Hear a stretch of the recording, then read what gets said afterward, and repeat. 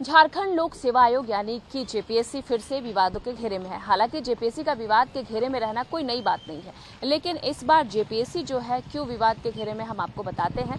दरअसल पीटी परीक्षा आयोजित की गई थी और पीटी परीक्षा का जो रिजल्ट है उसको भी जारी कर दिया गया है। लेकिन जैसे ही पीटी परीक्षा का रिजल्ट जारी हुआ, अभ्यर्थियों में भारी नाराजगी देखने को मिल रही है।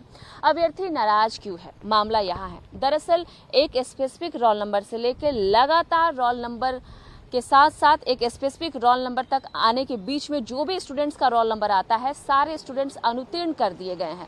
तो मामला यहीं आकर फंस रहा है, पेच यहीं आकर फंस रहा है और सवाल अभ्यर्थियों का इसी मामले को लेकर है कि क्या कोई सेंटर है जिसकी परीक्षा को रद्द कर दिया गया था। क्या कोई सेंटर है जहां के कंटिन्यू रोल नंबर का कॉपी ही नहीं जांच की गई थी, या फिर ऐसा भी है कि लगातार सारे स्टूडेंट्स का ओएमआर सीट में गड़बड़ी देखने को मिली है।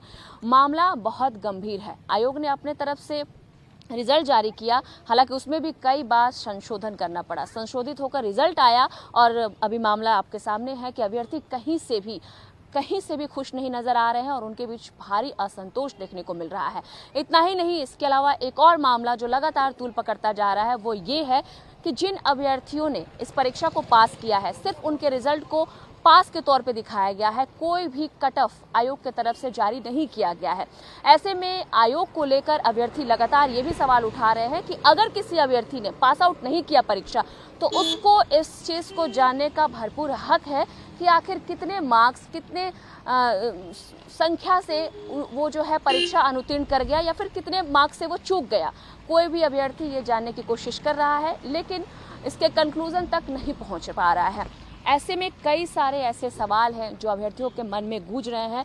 लगातार जो जेपीएससी है वो विवादों के घेरे में है।